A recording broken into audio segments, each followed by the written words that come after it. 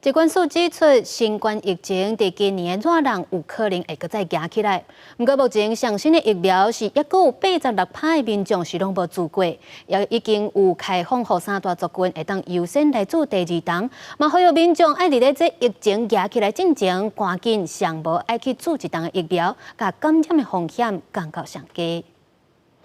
最近天气豆豆变热，去年热浪全球各地新冠疫情拢压到高峰，也那去年7月台湾新冠疫情的死亡率甚至是一年当中上悬的。疾管署提醒讲，今年热浪疫情嘛有可能会阁压起来。嘛指出英国做的疫苗到即马来超过6个月以上已经无保护力，呼吁时大人和高风险族群爱来做JN.1疫苗，避免重症甲死亡风险。 民众根本没有要接种的一个意愿哦，所以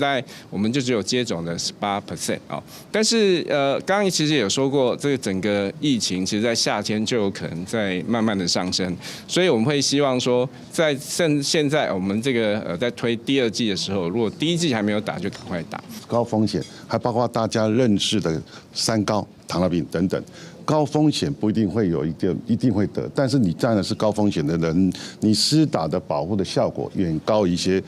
一般的民众。 疾管署表示，对一般民众来讲，做一剂 JN.1的新冠疫苗，会当预防61%的新冠并发重症，甲预防72%的死亡率。原来对时大人来讲，并发重症的保护率有81%，预防死亡率有85%。根据医学会调查，民众无愿意做疫苗的原因，主要受疫情严重程度甲安全性的影响。有医生表示，疫苗开发到打来，针对注射以后无舒适的反应，已经有改良真济。剂量的选择上，已经知道怎么样拿捏最适当的反应，还有减少它的副作用的可能性。第二个就是在剂型的设计上面，我们现在是属于一体成型的，所以会减少它的风险。疾管署表示，目前国内 JN.1的疫苗也有300万剂，有86%的民众也未做。疾管署对4月初8开始已经开放3大族群，包括65岁以上的时代、55岁至64岁的原住民，也有免疫不全的患者，通优先做第2剂。